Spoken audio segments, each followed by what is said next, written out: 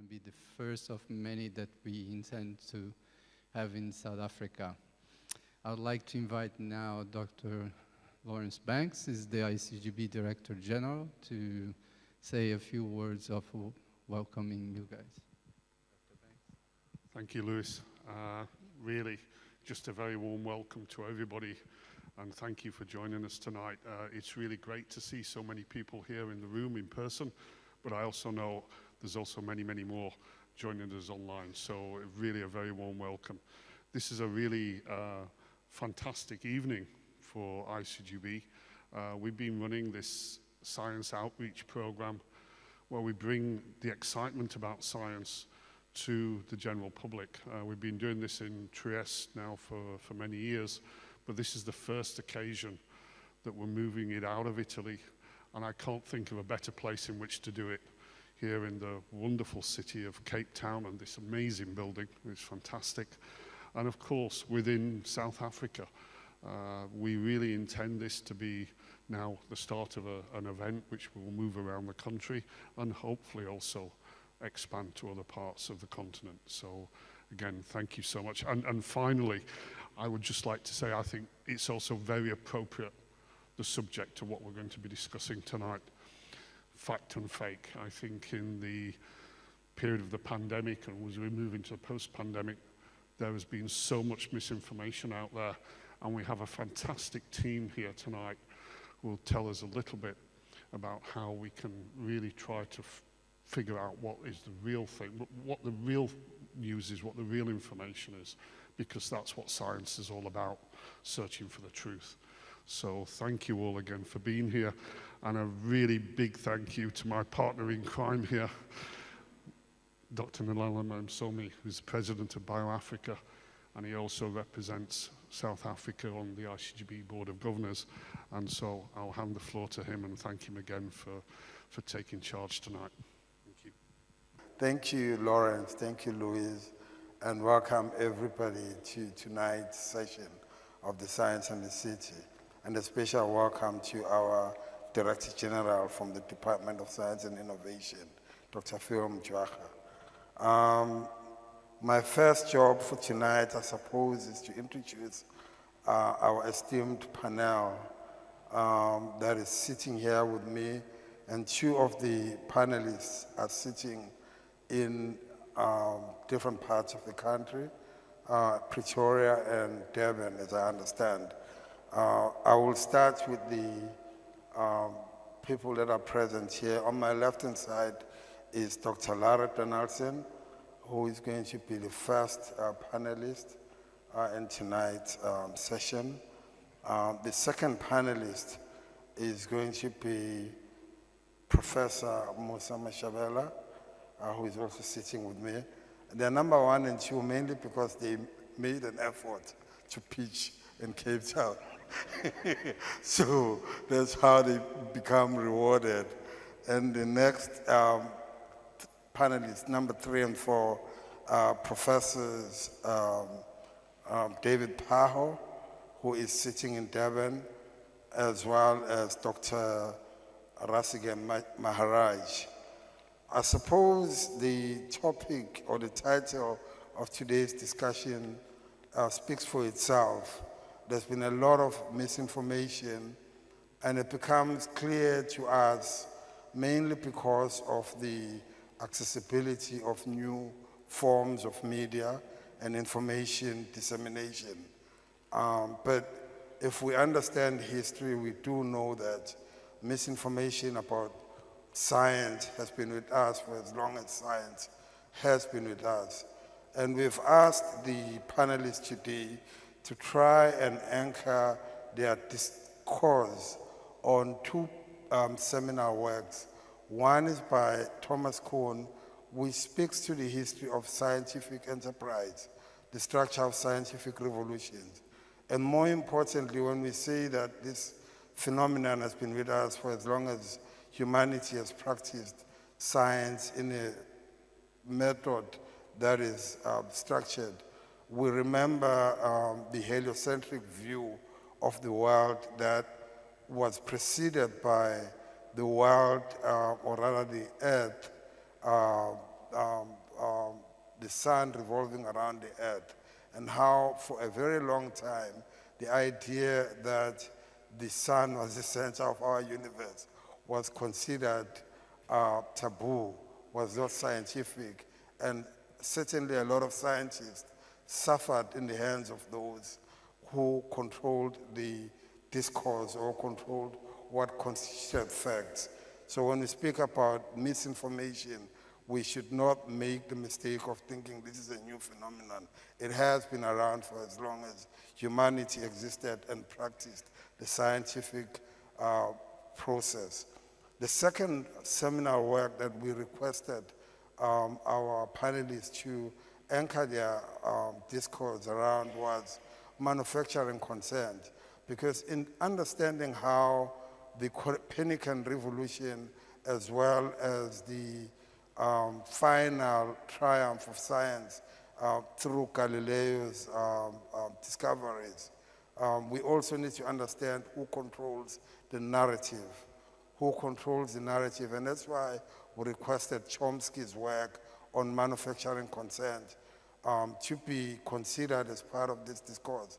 And importantly, manufacturing consent talks to how the truth or how information and how the facts are packaged in the interest of those who are elites in society, who control the means of dissemination.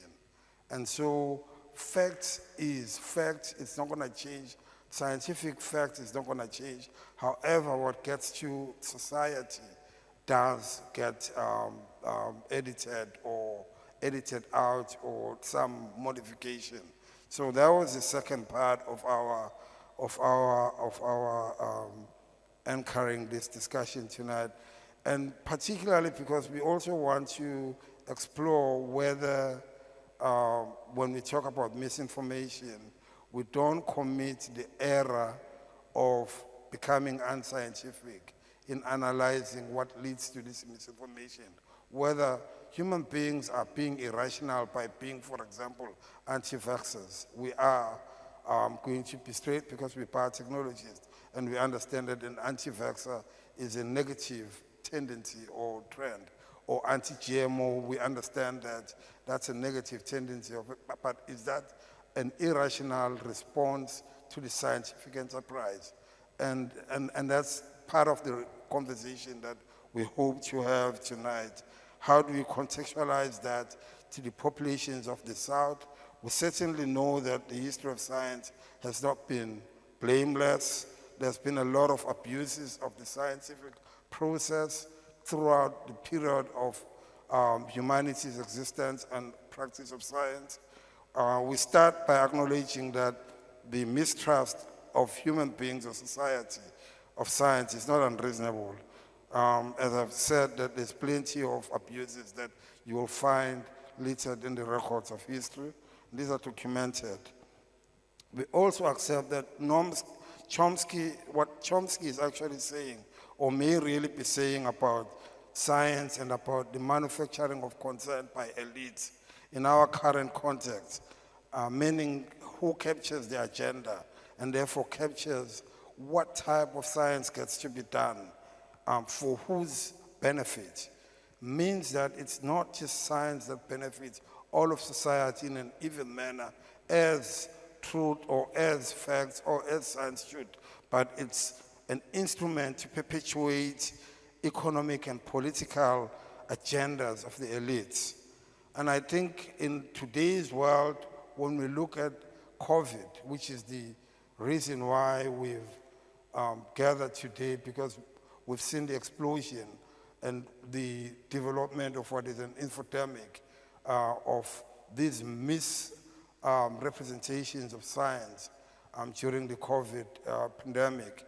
We ask ourselves questions of why it took less than 3 years to have 5, 6, or 5 to 10 vaccines for COVID, when 41 years after HIV was discovered, there is no vaccine for HIV.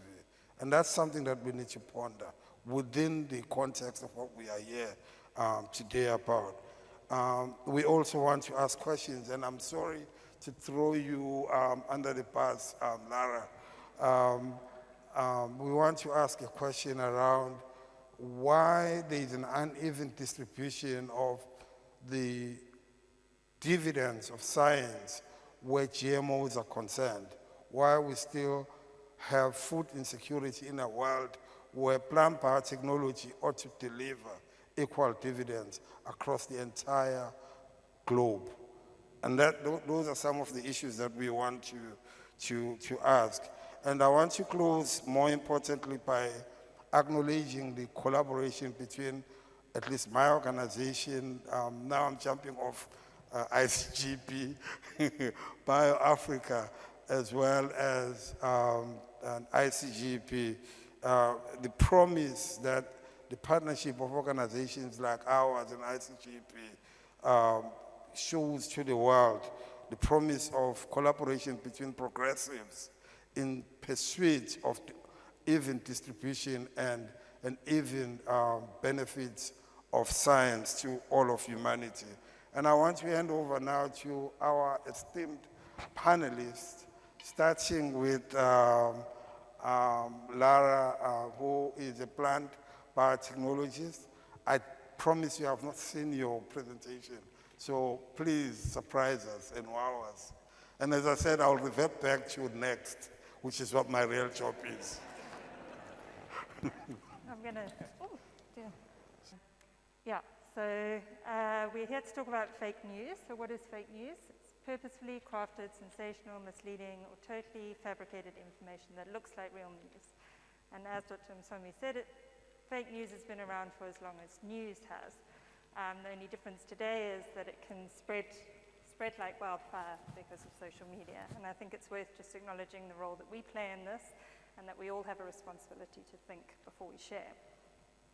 Fake news is harmful, obviously, because it creates anxiety, it undermines our trust in our national authorities, and it affects the willingness to comply with public health recommendations, as we've seen in the COVID-19 pandemic. So what can we do about it? Well, several things. So when we're confronted with what we suspect might be fake news, we can stop and fact check. We can try and debunk some of the myths that are caused by fake news. There's also other tools, so we can try and preempt fake news, and there's some learning tools around that help us to spot the techniques used to create fake news. But I think tonight we really need to focus on the first two, fact-checking and debunking, because here science can really play a role. And the reason for that is because science is fact-based. So as a scientist, I perform experiments, and when I want to go to publish my results, they're subjected to a really rigorous peer review process. So a panel of my peers will then check to see that my experiments are repeatable, that my data is statistically significant, and that the conclusions that I draw are sound. So scientific journal articles present a credible source of information that we can use to fact check, but they're not very easy to read. So that's why outreach events like tonight are so important. So I'm a plant scientist, so I'm going to be talking about GMO foods. So let's start with what the scientist says. So 25 years of research and more than 3,000 scientific publications support the safety of GMO crops. More than 280 scientific institutions endorse the safety of GMO crops. Oh, my green's very bright, but I'll read to you just a statement from one of these institutions, the Royal Society. It says, foods derived from GM crops have been consumed by hundreds of millions of people across the world for more than 15 years, with no reported ill effects or legal cases related to human health, despite many of the consumers being in that most litigious of countries, the USA. So in 2016, more than 150 of the world's leading scientists wrote a letter to the leaders of the world. You can find this online. And it's basically asking them to revise their anti-GM policies and to allow the use of GM crops, particularly golden rice. And I'm just going to highlight the last line of their letter, which says, how many more people poor people in the world must die before we consider this a crime against humanity? Okay, so the scientists say it's safe. So what do the public think? These are results from a worldwide survey conducted by the Pew Research Institute that showed that only 13% of the public think that GM foods are safe. So why this massive disparity between what the scientists say and what the public think? And has fake news played a role? So I'll ask you if any of you have ever seen images like this or this. There's some. Ever heard of the term Frankenfood? So I find this last image particularly disturbing. It shows some evil scientists that have created genetically modified maize, and the people that are eating it are turning into zombies. So in this country, we've been eating genetically modified maize for 20 years. I haven't seen anyone that looks like that. So what have the impacts been? So this paper basically showed that by growing GM maize and the increased yields that we've achieved by doing that have created welfare benefits to the tune of $700 million US, and an additional 4.6 million maize rations on the table each year. To have achieved the same with conventional varieties, we would have had to plant up to an additional 217,000 hectares of land with an environmental damage cost of almost $300,000 US a year. So clearly there's been a positive impact. But people are still strongly anti-GM food. They protest, they destroy field trials. Why? So I've spent some time in the last few weeks trying to understand the myths around GM foods, and I think it boils down to three main ideas, all of which are flawed. So basically that GM foods are unnatural, they're somehow harmful, and that by adopting GM technologies, we're going to allow for corporate takeover of our food systems. So let's look at them a bit further. So the idea that GM foods are unnatural, and I'm going to ask the question, well, what foods that we eat are natural? So almost all the fruits and veggies we consume today have been genetically modified in some way. So I don't know if you can see the pointer. So this is the ancestor of maize. It's called teosinte. It's got a really tiny kernel. It's surrounded in this really hard outer casing that makes it virtually inedible. And thousands of years of selective breeding have given us the maize that we eat today. Broccoli you won't find growing in the wild. Its ancestral plant is wild cabbage, and it's been artificially selected for many different traits to give us lots of the veggies we eat today. So they're all down here. This is a picture of watermelon from the 1600s. Bananas have been bred to the point where they no longer make seeds, which means that every new banana plant has to be propagated from a seedling and is an identical clone of its parent, making this population really susceptible to disease. Ruby grapefruit's completely man-made. How did we do it? We took a yellow grapefruit, you expose it to either nasty mutagenic chemicals or to ionizing radiation that induces hundreds of unknown mutations. And one of them happened to make the grapefruit pink and sweeter, and now that's our preferred variety today. So all of these foods are genetically modified, but they're considered natural and they're considered safe, so what warrants that GMO label? Basically, it's the technology that was used to create it. And GMO crops, what that means is basically that GMO crops contain a tiny little piece of extra DNA. How do we do that? We use a natural plant pathogen called agrobacterium, and this guy normally transfers a little bit of DNA to the plant, and it does that to get the plant to make food for it, which results in these crown gall tumors. So instead of getting the agrobacterium to transfer its DNA, we get it to transfer a gene that's going to give the plant some advantage. And normally this is either a herbicide resistance gene or a gene that's borrowed from another bacterium called Bacillus thuringiensis, or BT, that gives the plant resistance to insect pests. And it's really this idea of taking DNA from one organism to another organism that might seem wrong to some people. And I found this really great paper that sort of explores why intuitively maybe some people might find it wrong, and how anti-GM campaigns really play on people's intuitions against their reason. I don't have time to go into it, but happy to pick up on it later if you want. So the second myth was that GM crops are harmful. So I think I made the point earlier that the GM crops have been shown to be safe for human consumption. What about the environment?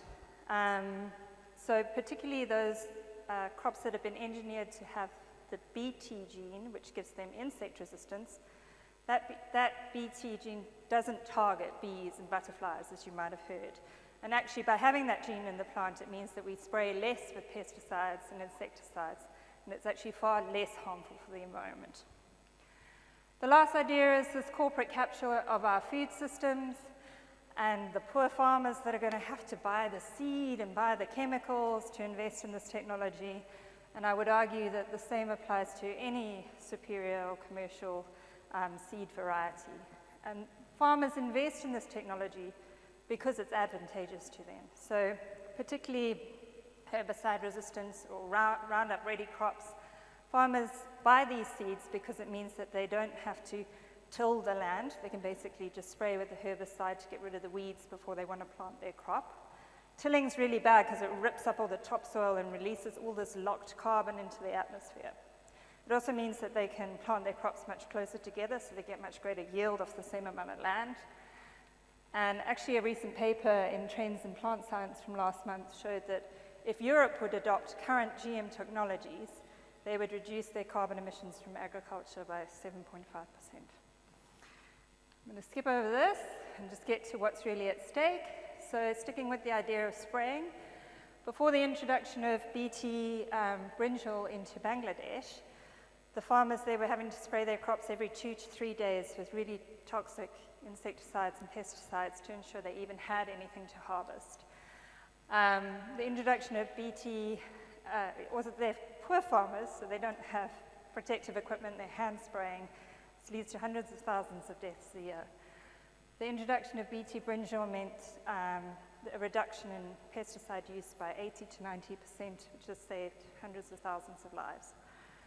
There's also some plant diseases for which there are no nature-based solutions. So the story of genetically modified papaya in Hawaii is really a success story, because if they hadn't introduced this genetically modified rainbow papaya, there would be no more papaya there because of ring spot virus. Closer to home, we've been growing genetically modified drought-tolerant maize. That's meant the difference between whether farmers have food on the table or not, particularly in the recent devastating droughts. Similarly, in Bangladesh and Indonesia, they've engineered rice to withstand flooding for almost 3 weeks compared to conventional rice that can only last 2 to 3 days. So it's meant food on the table. And I'll end with the story of golden rice because it really is a powerful one. So every year, millions of children go blind because of vitamin A deficiency, and hundreds of thousands die because vitamin A is a crucial part of our immune system. We've had a solution for 10 years in golden rice. Rice has been engineered with the beta-carotene gene from carrot, that's the precursor for vitamin A. And just a bowl of this rice a day prevents vitamin A deficiency. But we haven't been able to implement because of anti-GM policies. So I'll leave you with the same question that the Nobel laureates asked, which is how many more poor people in this world need to die, be it from toxic chemical poisoning or from starvation or vitamin A deficiency, before we consider this a crime against humanity.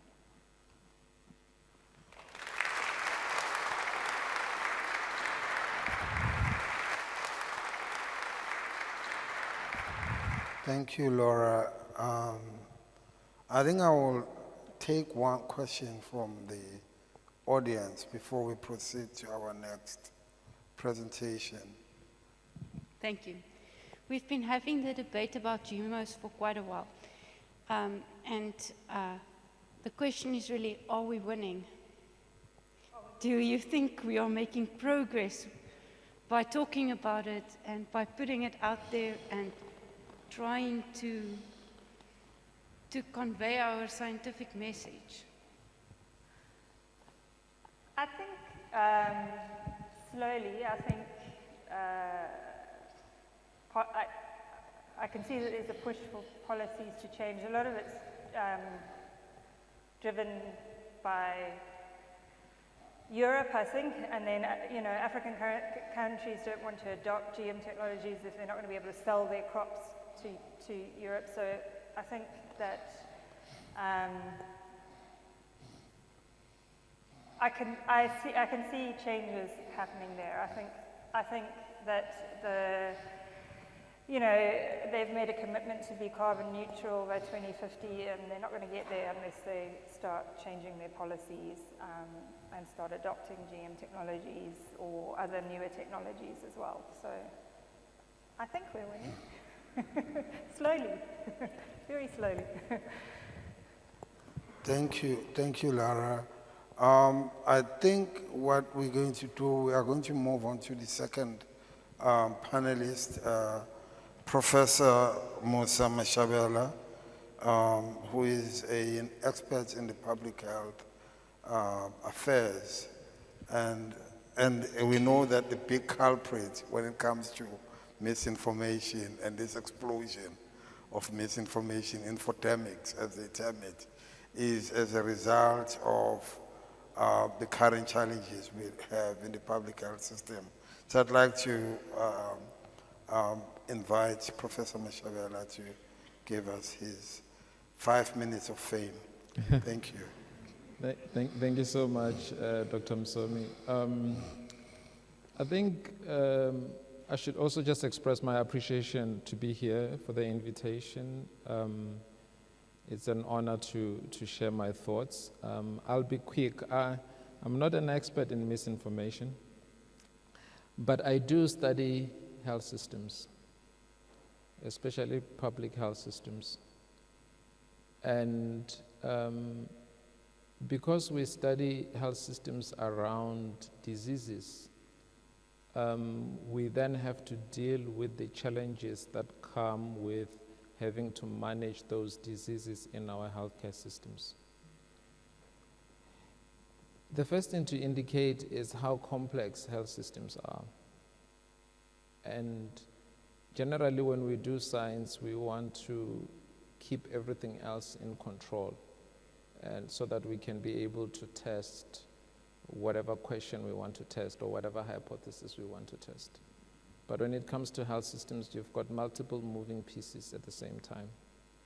When we were doing work around HIV, we encountered a lot of challenges when it comes to misinformation.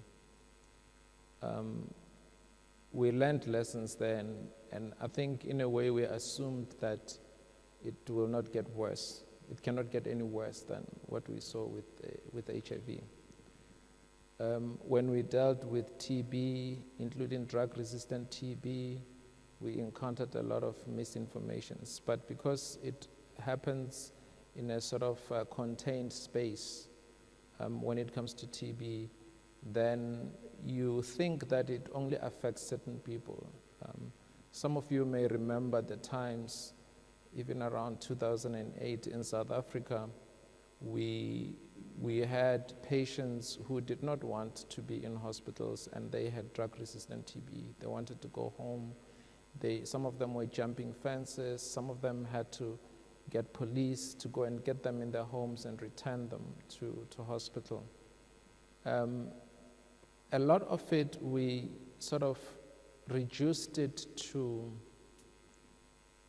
people not understanding the seriousness of their disease, or not understanding the transmission dynamics of the disease that they had.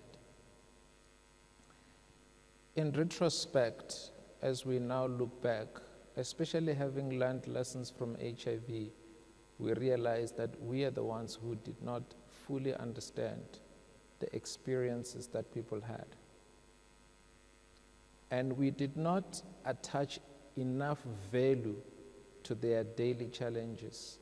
It's much more important for me, for a patient to complete a course of their anti-tuberculosis treatment than for them to go and look after the kids who are left alone at home.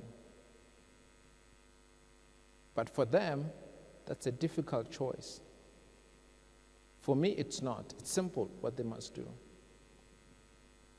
Now, when COVID-19 hit, it's almost as if it just took all of those challenges that we encountered with HIV and TB and put them and drove them on steroids. Firstly, COVID-19 disease itself came with a lot of myths. And people were just saying it's not going to affect Africans, it's not going to come here, and a whole lot of myths that came with it. But I suppose the biggest challenge we saw was when we had to treat patients and people wanted to take ivermectin. Everybody heard about ivermectin, even though there was no science that was solid to support ivermectin. But the narrative was dominant, way ahead of science, because science was moving slowly. Science was fast with COVID, by the way, but for the narrative, it was moving quite slowly. Vaccines, when they came, same thing. The narrative that distorted the facts moved ahead of us really fast. Now, we were playing catch-on. Now, we also noticed that at the end of the day, it came down to mistrust. There were issues that we were having of people just not trusting authorities, not trusting politicians, not trusting the media, not trusting sources of information. People did not really have credible sources of information. And it affected even the scientists, because then the funders of the scientists came in, big pharma came in, promoting products. All of these things have started to contort the narrative. Now, you think of a doctor or a nurse sitting in a clinic or a hospital having to filter all of that information in order to address the questions of the patient in front of them. We quickly realized that even our healthcare workers were getting information from the media.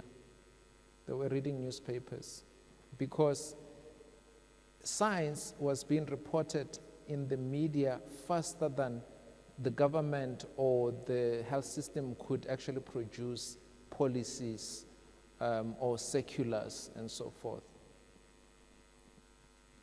But having said all of that,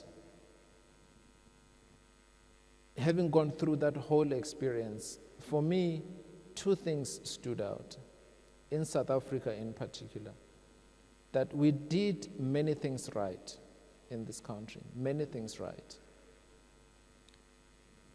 But the fact that South Africa did not take leadership in manufacturing a vaccine here, that was one of the first failures that let down not only South Africa, but Africa as a whole. And of course, if you're following the news, you can see that we are trying to correct that. We are trying to catch on with that. But the other thing that we failed on is addressing misinformation. I think we underestimated the machinery that was required to manage information and communication in this country. And it's not just us. Many people across the world did not get this right. It's not just us. But in general, those are the two things that I feel like we really struggled.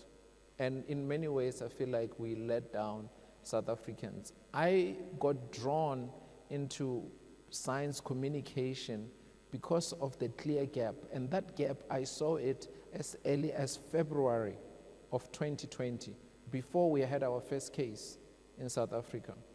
By that time, we still needed to talk about hand hygiene so that we can provide the right information to people. But as I said, when the myths came, they just overtook us. I look back and I think that we think of a disease, we think of the agents that cause a disease, we prioritize that. We prioritize the laboratory testing that we need to do to detect the disease, the surveillance systems that we need to put in place. at the border, the laboratory equipment, the technical skills that we need to train people in to do the tests. We prioritize the capacity of the hospital to admit patients and manage the disease.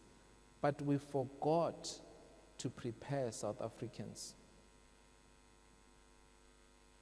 We forgot that. And when the cases hit, surge after surge, when innovation hit, one innovation after another, they were constantly left behind. And they had to close those gaps themselves in terms of information. By the time we realized the problem and we tried to fix it, we were playing catch up. But for me, I feel like misinformation really transformed our health system. We've been talking in South Africa for a long time about how we need our health systems to do something different, to not just focus on treating diseases, but to look after people. But we didn't really fully understand it. We learned it from HIV. HIV required for us to ensure that there are high levels of adherence to treatment. And because of that, we needed to visit people's homes and make sure that conditions were right for them to adhere to high levels of treatment, which meant that you needed a more holistic approach to a patient, unlike where you just prescribe treatment and they'll sit to finish by themselves. So with HIV, we had to do things differently. We learned from that. And when it came to COVID, we realized that in order to win, you really have to take the focus away from COVID-19 itself and start to focus on the people.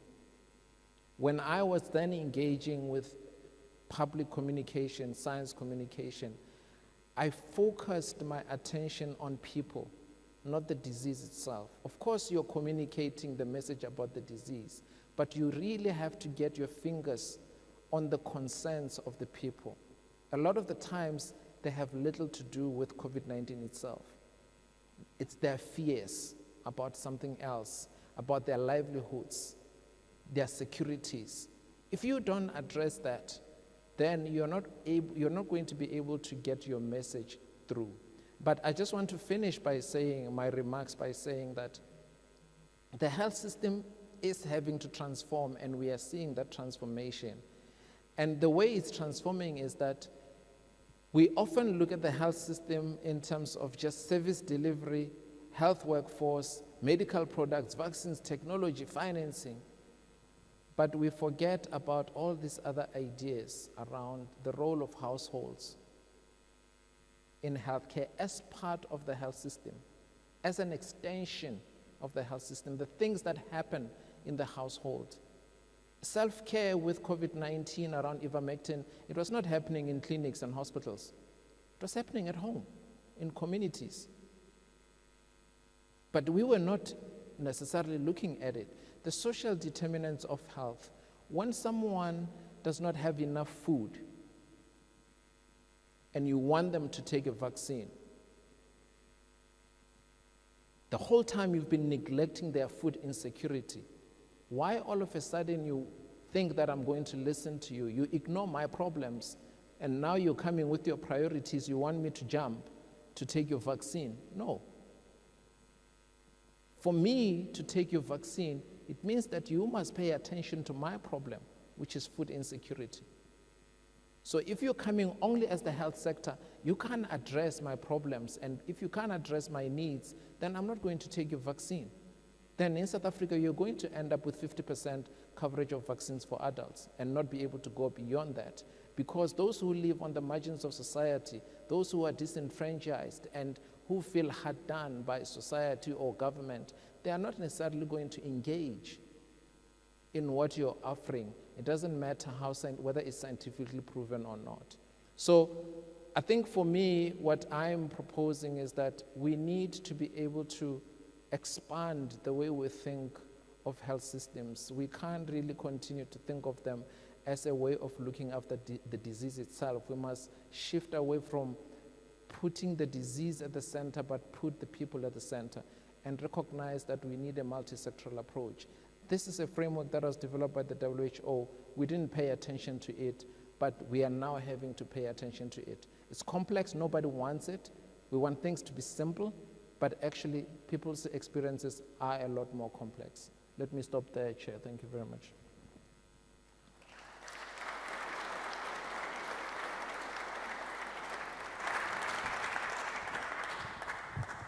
Thank you, Professor Mashabela. I would like to invite one question from the audience before we move on to the next one.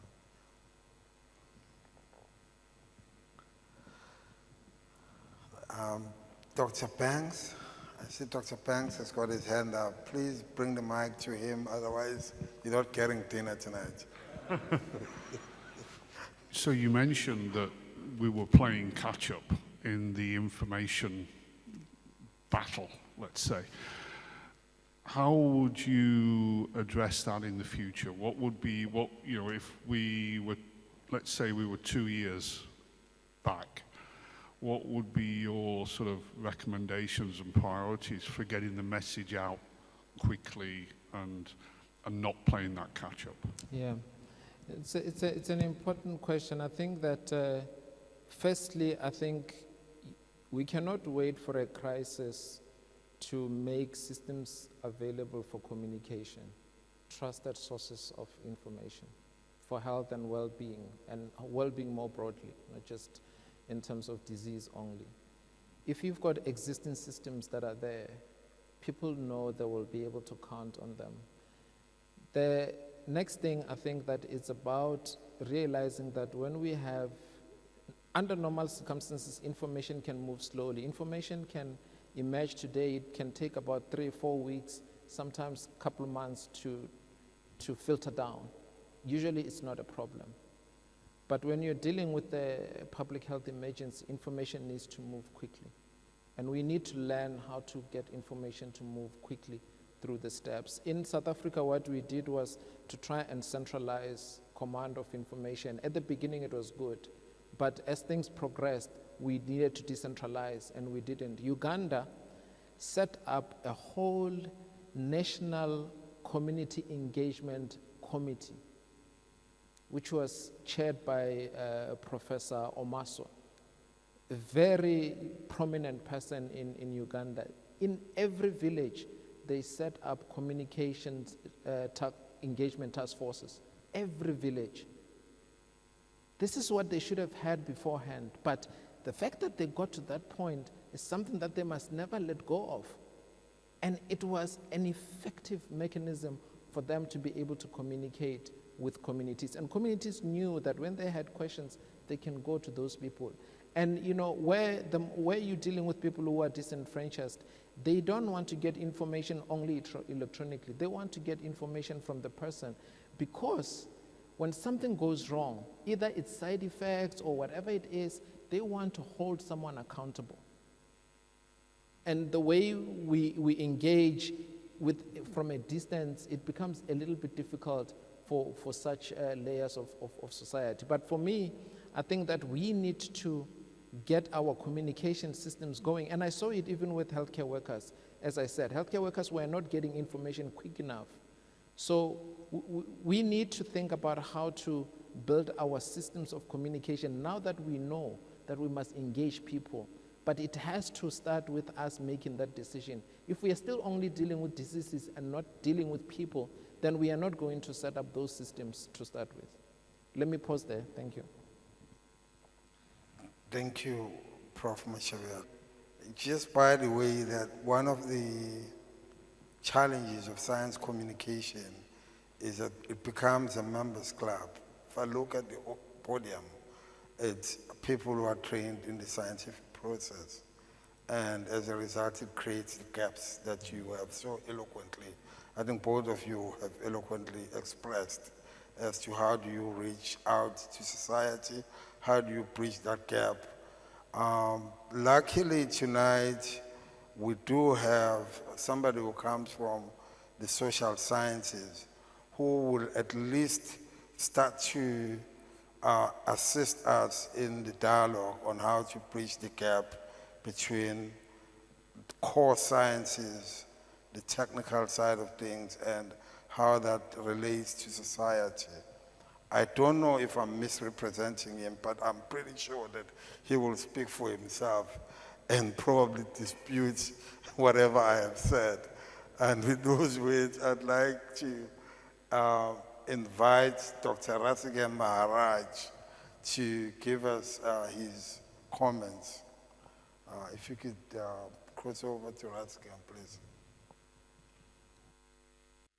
As this is the modern version of a seance, can I check? Does everyone hear me? Excellent. We can now, Thanks very Rasigan. much. Thanks so much, good colleagues. So thanks for the very kind invitation and provocative as well, Dr. Msomi.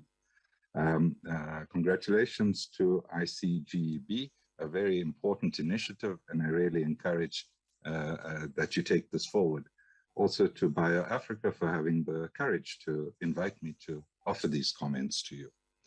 So I have about 16 points to raise, and I'm going to start with a strong point, and I hope it will give you a sense of what will follow.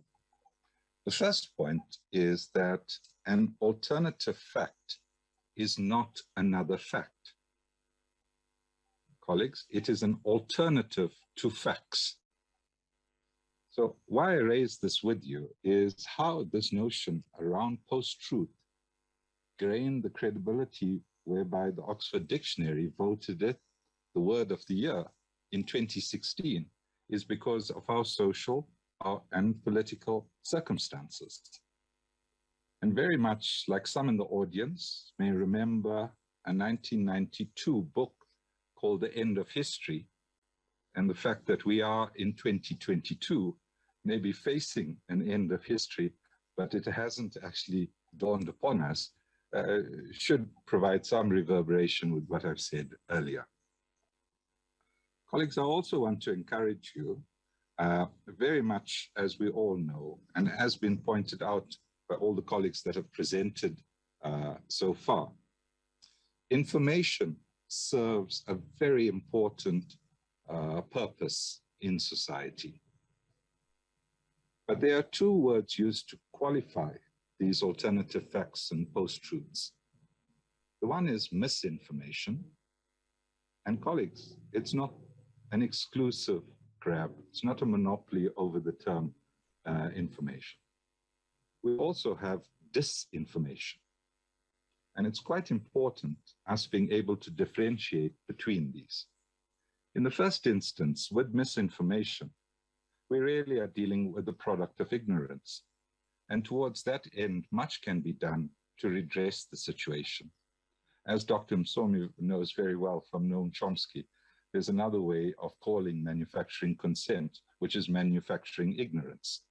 And that's a means through which control is exercised. Disinformation, however, is an example of arrogance. And that's where Fukuyama's work, for example, The End of History, tried to reshape a narrative that's very difficult to sustain, at least empirically. So on that basis, you know, where we are at present, we live in world systems, not of our making, colleagues, but where it actually is today. These world systems, as you've heard from Lara, you've heard from Mosa, from Nhlansla as well, we live in a combined world. This combined world is very unevenly distributed. Yeah. Notwithstanding the combined and uneven development of world systems, they are our only common system because of the planet that we occupy. And it's in this context that it's important to note the specter of an ecological catastrophe looms large, colleagues. Yeah. But underpinning this ecological catastrophe are a number of economic crises. There's the corruption of politics, and I'm sure colleagues will know the depth of this corruption and its consequences in terms of the social dissonance. Mistrust, again, maybe through ignorance. but we do have distrust, and that distrust is actually being fomented for particular interests. So that gives you a context within which I want to focus on the role and responsibility of the scientist itself. For all of us, as sentient, cognitive, Homo sapiens sapiens, we're meant to be the thinking of the last extent of our species. It's very difficult, if not impossible, to reconcile scientific fact with the social arrangements that we surround ourselves with. Colleagues, I'm sure all of you, even though you may be more bioscience orientated, know a bit of physics. I know Dr. Mjwacha is in the audience as well. How is it that infinite growth is propositioned on a finite planet? It's very difficult to reconcile these, and the facts don't match the rhetoric that spins around it. In the current phase of the capitalist mode of production, the contradictions are becoming larger. The notion around a trickle-down spread of benefits cannot be sustained by the evidence that surrounds us. You know, Mosa, as you spoke itself, it's odd that I didn't hear the word vaccine, apartheid being mentioned, because that's the way in which world systems also prevents an even or equitable distribution of the benefits of science, the benefits of knowledge, the benefit of trusted facts. So within this and responding to these contradictions, there is really a need for us to respond to. You know, earlier I heard when Laura was speaking as well, the notion of why is it in Bangladesh that the situation got as crisis prone as it is. And an answer to that is not necessarily only commercializing or making available commercial products, but actually building strong, resilient national systems of innovation, which are Bangladeshi in nature, which bring together necessary scientific and technological competences to serve the purposes of the Bangladeshi society. We have to be very careful. Corporate state capture is what gives us the form of corruption we are immersed within at the moment. And asking for more of that as a way forward, for me, is very troublesome. We are at a point in our own evolutionary history where global citizenship, in fact, may be becoming more and more of an immediate need rather than longer-term aspiration. The parochialism of petty nationalisms and the comprador states leaves little to be desired for all of us. So, in responding more broadly to the theme and topic, Dr. Msomi, I want to really emphasize that the possibility is not about trying things that we have done previously but failed, but rather for us to embrace the wider opportunities that are in front of us. Science for the people, by the people. And through this, rebuilding trust in public goods and services. For this, as Professor Mosa has pointed out, public participation and engagement is critical. In fact, that forms the basis upon which everything else becomes possible.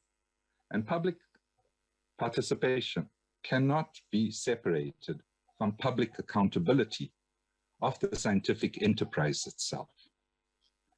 You know, in South Africa, and in particular, our own situation, we speak about systems, whether it's health or otherwise, that in a generation, now nearly 30 years, we have not managed to achieve a people's-orientated dispensation. We've called for decoloniality and decolonization of these frames. And in this, we must also really pay attention to redressing the epistemicide visited upon all of the global South in their insertion into this unequal world system. Colleagues, it's really possible for us to consider then an alternative. And an alternative in this is against hegemony practiced through the narratives Dr. Msomi quite clearly pointed to. A global knowledge commons is what has helped us in our 7 million year pathway to sitting in that nice venue in the southernmost point of Cape Town at the moment. This global knowledge commons faces an incredible threat, and that threat is from its enclosure and appropriation for private profits. We've got to really be serious about pushing back against the commodification of the very essential humanitarian basis that allows us as a species to have thrived and created the institutions that we are party to. So, colleagues, when we face these facts, it's really important to look at our own praxis. What is it that we are doing that extends the misinformation and the way in which we propagate disinformation? Should we be true to the research, we would also be able to present to people real alternatives, not alternative facts, but facts to bolster an alternative way of looking at the world in a more egalitarian, shared, and communitarian fashion. Thank you very much, Dr. Msomi and colleagues, and greetings from the city of Tshwane. Can I take a question from the audience? If there's one.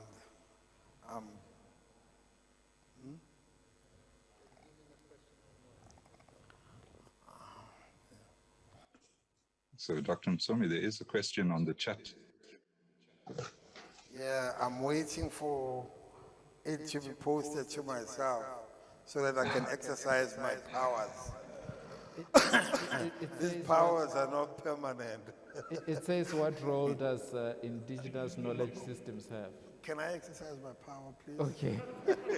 As I've requested. It's coming, Rasikan.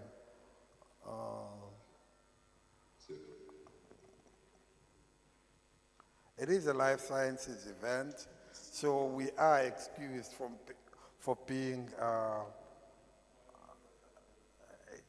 yes, because we evolved before technology. Okay, so I have a question from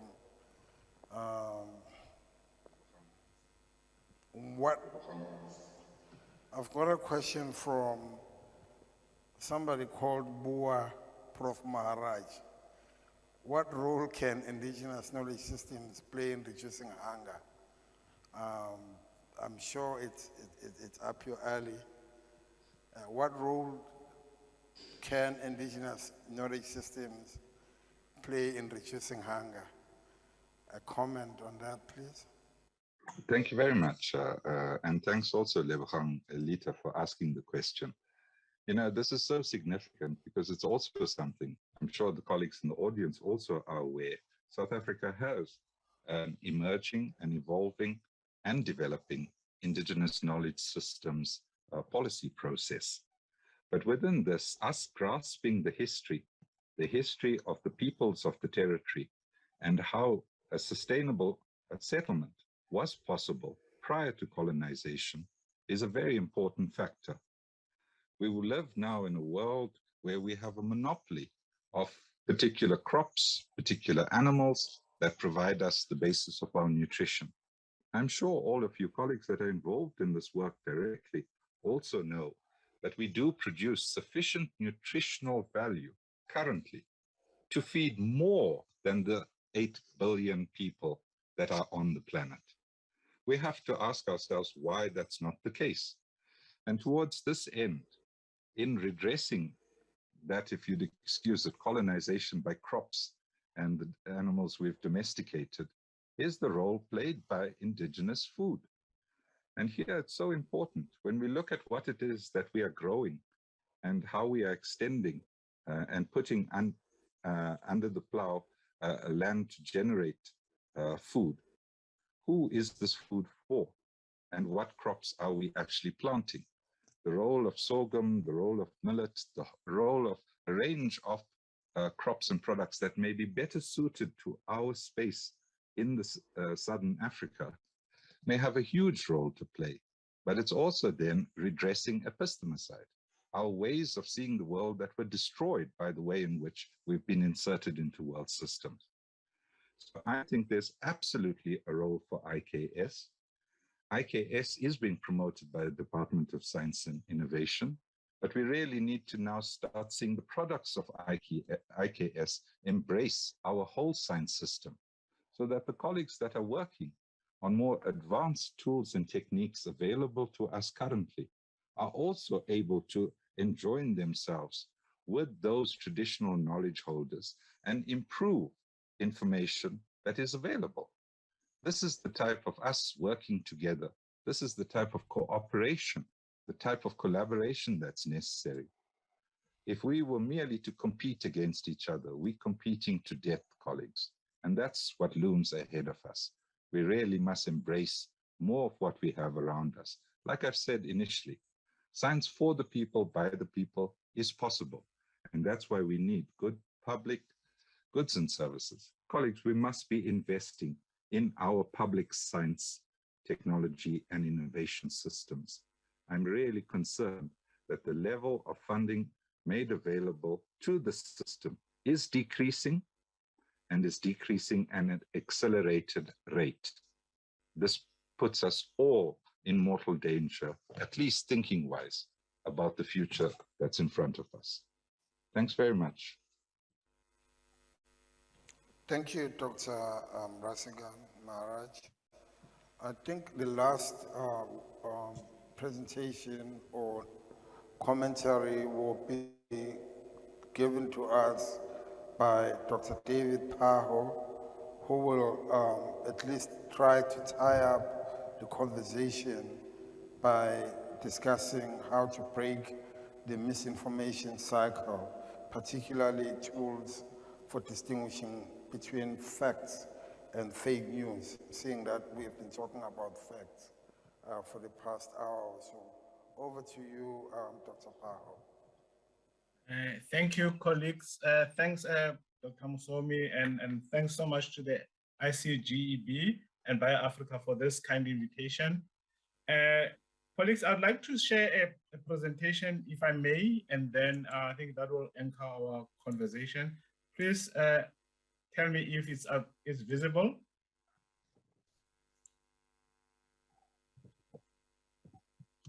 Colleagues, can you see the presentation? Yes, it is visible.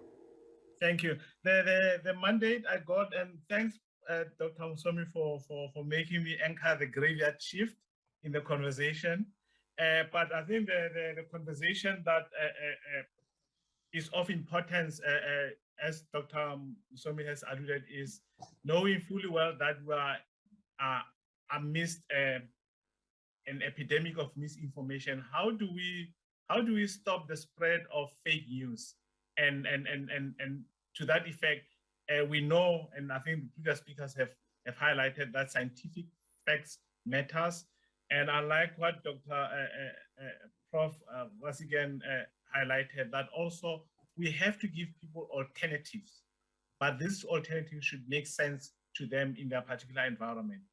So I thought, let me just start with some fun, but really false facts, which have pervaded through the course of time. And Dr. Musomi had highlighted that, fake news have been with us for a much longer time than we can care to admit. The whole notion that if you drop a penny from the Empire State Building, it can kill you if you are on the sidewalks, that glass is a high viscosity liquid, that lightning never strikes the same place twice, which we know is untrue, but people still believe it to this day. And even more importantly, which is something that when I ask a number of people who are in the science field, they still believe that the Great Wall of China is the only man-made object visible from space. And all these, I know they're not necessarily significant in the bigger scheme of things, but it just shows you how once an idea, a fact has been inculcated in the minds of people, it can be very difficult to counterpoint, and in some cases to very disastrous effects for the communities. So I just thought, within the context of the whole misinformation epidemic, as Dr. Musomi have highlighted, we should first look at what good is there in the world. I mean, we have huge media choices in this century, cable news where you can have access in real time within a few minutes of Will Smith slapping Chris Rock. Every individual on this planet who have access to cable TV, so the visuals, we have access to electronic media so that you can have access to some of the best newspapers in the world at the click of a button. The internet has opened huge doors for people to understand what's happening around the world. But also, even more importantly, the advent of social media have been a boon in terms of our access to information and worldwide connectivity. All this are important as part and parcel of human development and innovation. But having said that, there is a bad element to it, obviously, because we have a situation where, because of access to internet, to social media, everybody's an expert.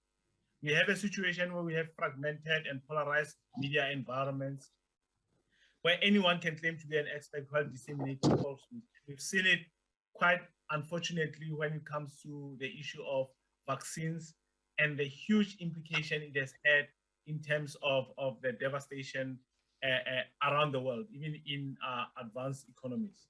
So the societal impact of the access that we have to media, whether it's social media or the internet, is that there's an increased likelihood of misinformation and fake news, which is basically the core of today's discussion. There are no longer trusted gatekeepers who curate information for accuracy.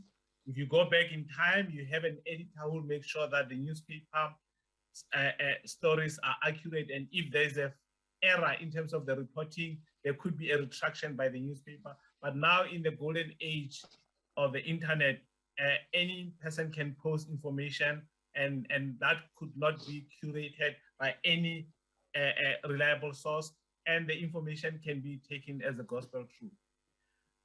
Even worse is what it has given rise to. The access of information on the internet, social media, has given rise and proliferation of hate groups, cults, criminal syndicates, the dark web, which has had profound impact on society in terms of the rise of hatred, especially amongst minorities, both on the African continent and beyond.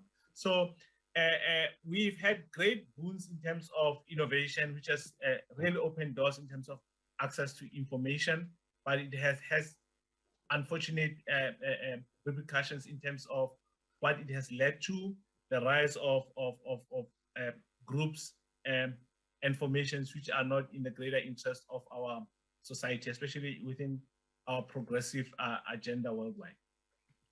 So I thought I could just highlight two important examples of how misinformation have really led to devastating impacts both here and in other countries. I mean, the first key example which we can all relate to is the whole notion of the impact of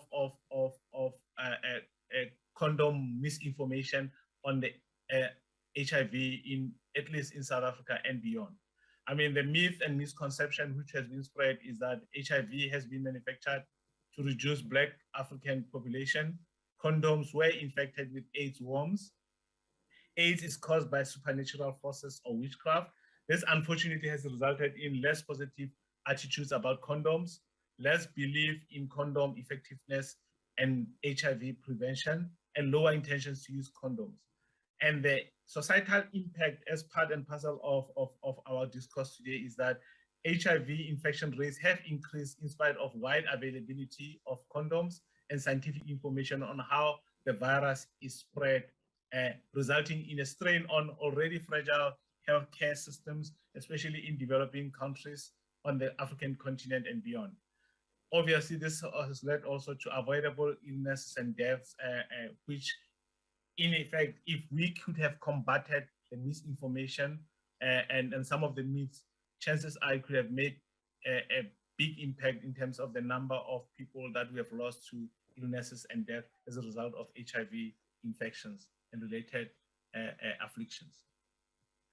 The second example, which is more pertinent also in terms of our discussion the past 2 or 3 years, it was driven by the Andrew Wakefield, who basically published a paper in Lancet where the scientific studies which have been shown to be fabricated claim a non-existent link between the measles, mumps, and rubella vaccine and autism. I think this has had a huge impact if you think about it, because the publicity around the 1998 studies has caused a sharp decline in vaccination uptake, leading to the number of outbreaks of measles around the world. And obviously, this is part and parcel, along with what has happened in the COVID environment, of a development of vaccine hesitancy throughout many countries. So again, colleagues, it just shows how devastating misinformation can be for societies, and the long-term impact, and not in terms of death, but also in terms of diseases which can be prevented proliferating, specifically because people have been fed false information. Those two examples, as depressing as they are, colleagues, highlight the importance of the conversation we are having today as to how do we, as scientists, as science communicators, and policy makers in every single country on this planet, have to make sure that we counteract the spread of misinformation so that these things can be circumvented. So the question that Dr. Msomi has posed is that, how do we combat the misinformation scourge? Specifically for scientists, I would like to recommend the following, which even in my space within the university that I work for, and within even the communities that I'm engaging in and living in, is that we have to speak out when we see false information and be proactive about it. The whole notion that people who have no business pontificating about vaccines have an upper hand within social discourse should be counter-acted. And then it's the responsibility of scientists and all the relevant stakeholders within our communities to do that.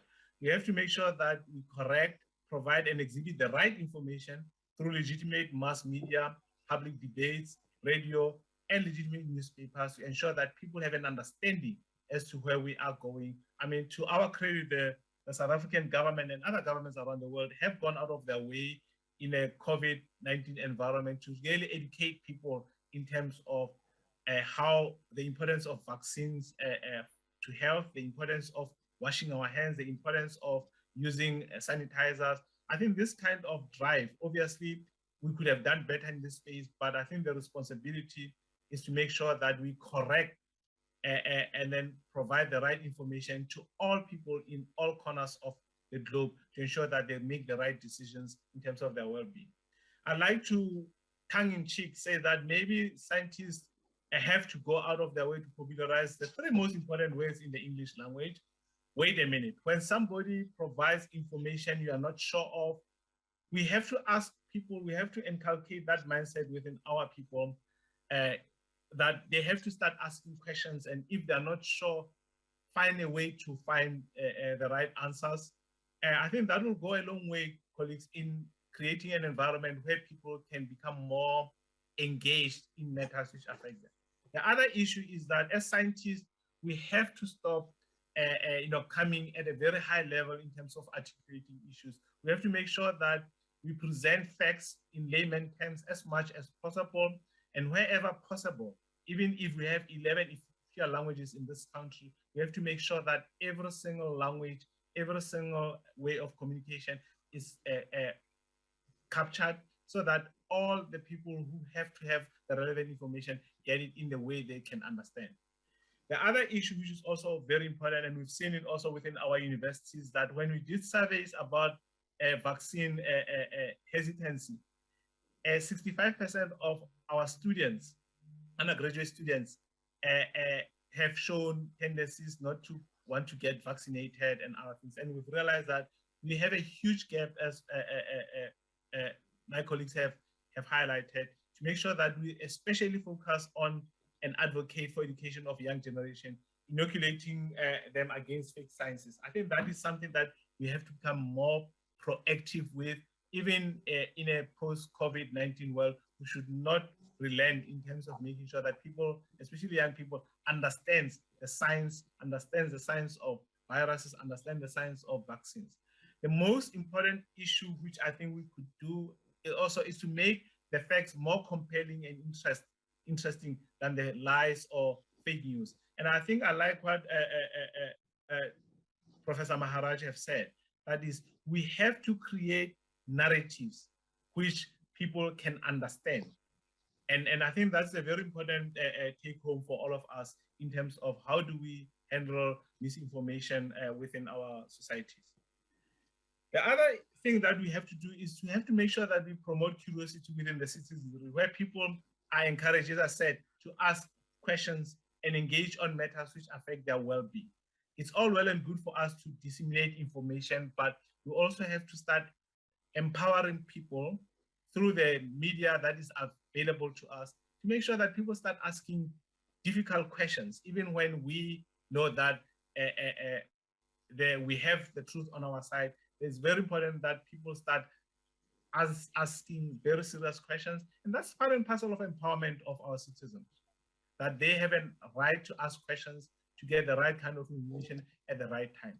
The other issue, which is also quite important, is to spare debates in all forms within our churches, within our political formations, within our universities, to spare debates to enhance public understanding of science. And finally, again, tongue in cheek, we should all maybe deploy Huygens razor as an integral part of our scientific discourse. What can be asserted without evidence can also be dismissed without evidence. I think more often than not, we allow the false news, the false narratives to take precedent, and without us questioning people. I think now more than ever, we have to engage in scientific discourse, but we have to make sure that the burden of proof for falsehoods lies with the people who are spreading this. Thank you, Chair.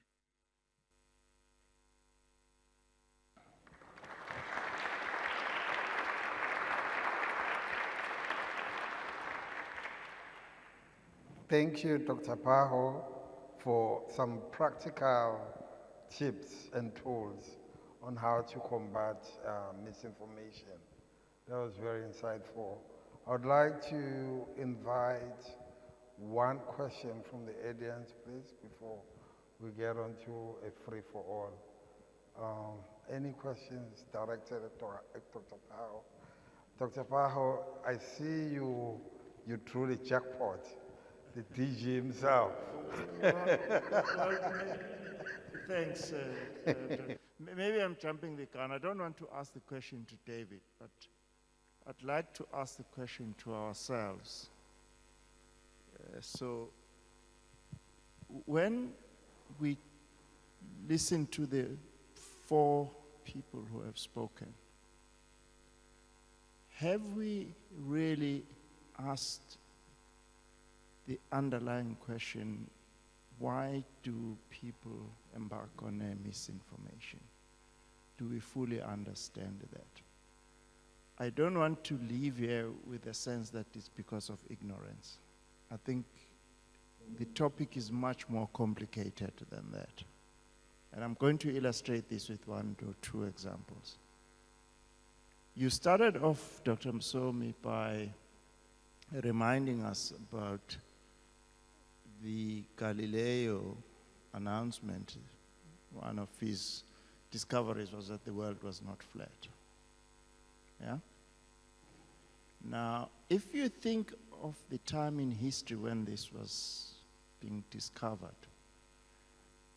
it was in the time of the Roman Empire and the interface of the Roman Empire and the church, and how the Roman Empire thought that by having church as part of its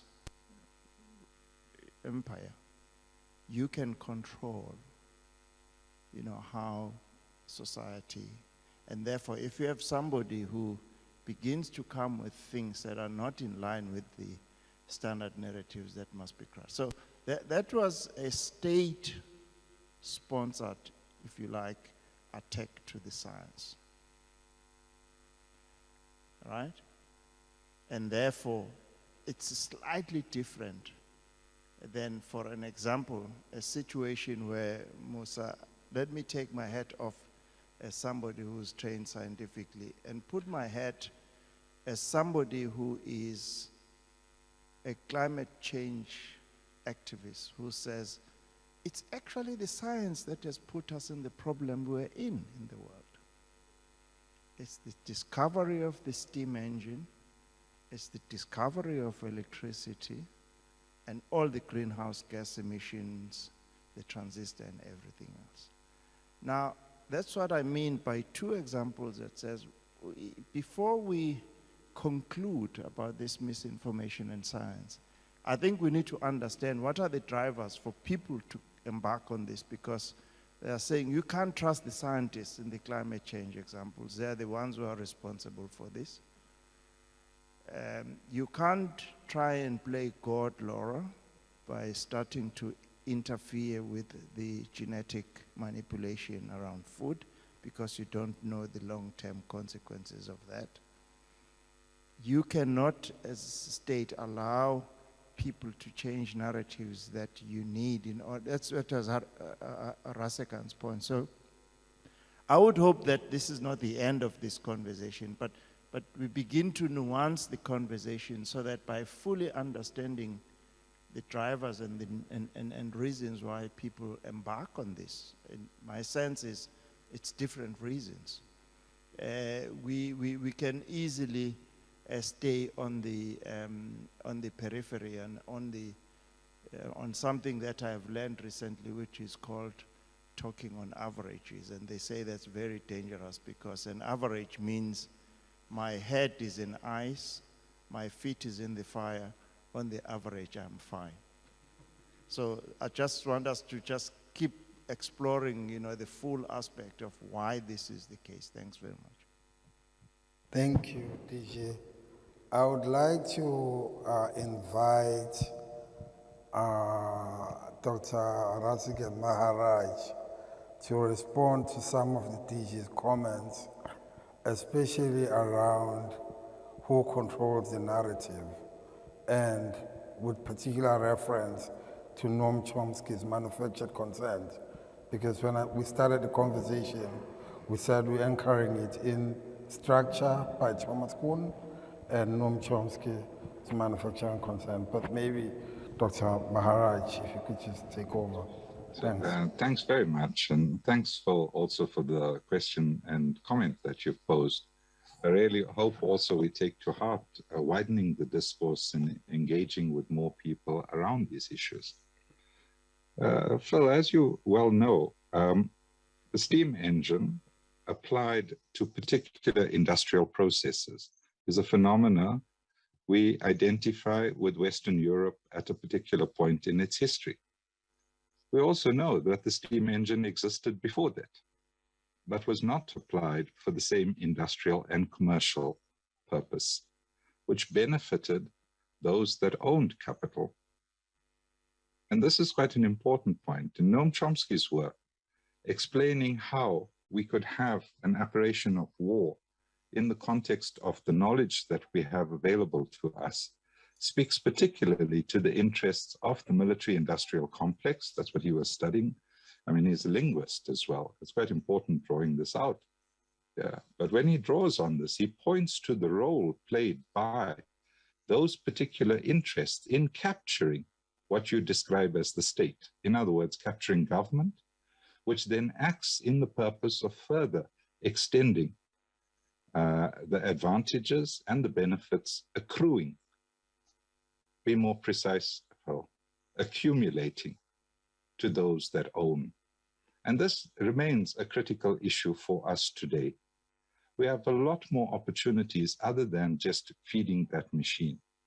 Technology is created with people, for the purposes of resolving real and prescient challenges. I don't think carried the same negative significance that could be attributed to those building empire or establishing, maintaining, and extending hegemony through their praxis itself. We have a lot more available to us, colleagues, when we look at world history, but world history not written from the Mediterranean, but written from world systems.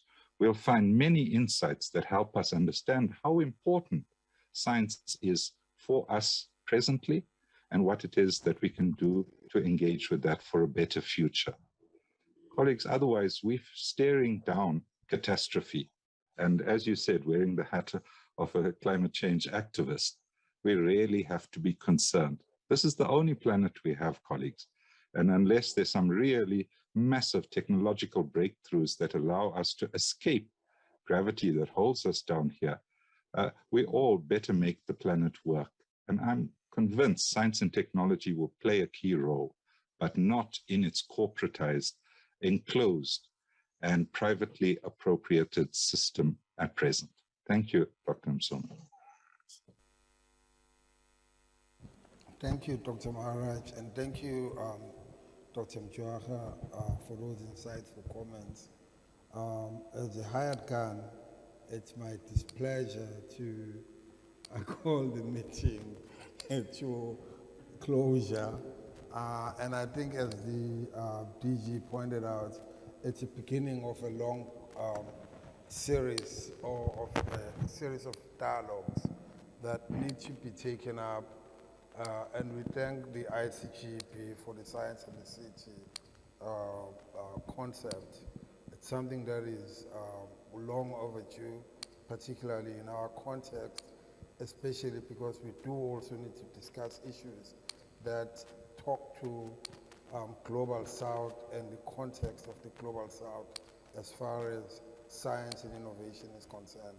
And we're very, very, very grateful to the ICGEB and the Bio-Africa Partnership to bring this to our shores.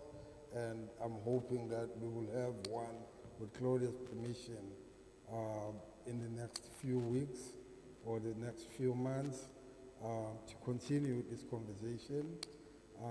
And I've been told to stop talking. I was kind of hoping, I was hoping I would have 2 hours of non-stop. And I would like to invite everybody to a small bite. Apologies to those of us who are joining us virtually. We will be sending virtual glasses of wine and some snacks, virtual ones, and we'll continue the conversation in the next room. Thank you. And please give yourselves a very warm round of applause.